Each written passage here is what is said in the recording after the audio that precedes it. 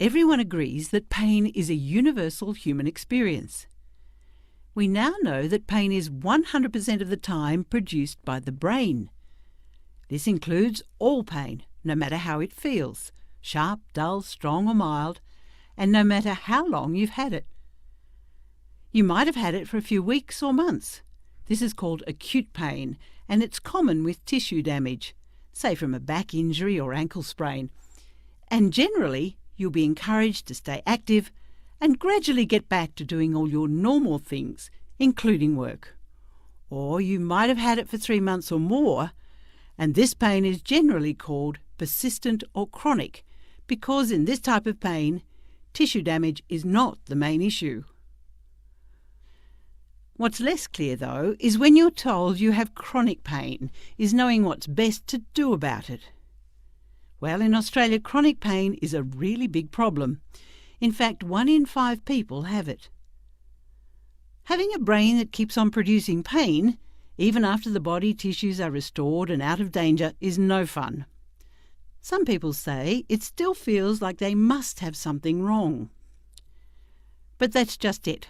Once anything dangerous is ruled out, health professionals can explain that most things in the body are healed, as well as they can be by 3 to 6 months. So ongoing pain being produced by the brain is less about structural changes in the body and more about the sensitivity of the nervous system. In other words, it's more complex.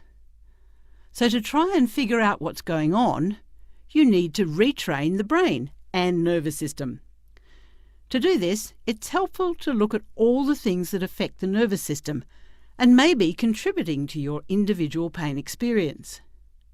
What can help is to look at persistent pain from a broad perspective, and by using a structured approach and a plan, it's less likely that anything important will be missed.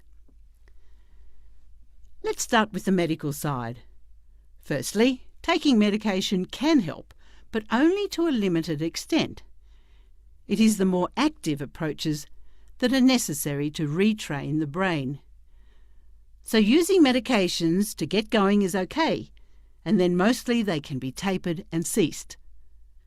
Some people also think surgery might be the answer, but when it comes to a complex problem like chronic pain, surgery may not be helpful. So if you're thinking of surgery, it's best to get a second opinion and remember to consider all the things. Next, it is helpful to consider how your thoughts and emotions are affecting your nervous system. Pain really impacts on people's lives, and this can have a big effect on your mood and stress levels. All those thoughts and beliefs are brain impulses too, but you can learn ways to reduce stress and wind down the nervous system. This helps with emotional well-being and can reduce pain as well. The third area to consider is the role of diet and lifestyle. Now, it turns out that our modern lifestyle might not be so good for us. In fact, what we eat and how we live may really be contributing to a sensitized nervous system.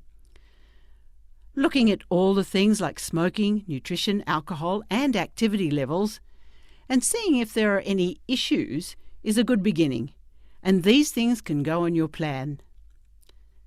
Then there's often enormous value in exploring the deeper meaning of pain and the surrounding personal story.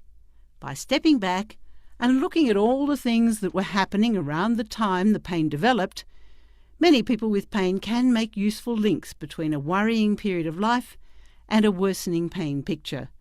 For many, recognizing deeper emotions can be part of the healing process. Last, but by no means least, is physical activity and function. From the brain's perspective, getting moving at comfortable levels without fear and where the brain does not protect by pain is best, and you'll gradually restore your body's tissues.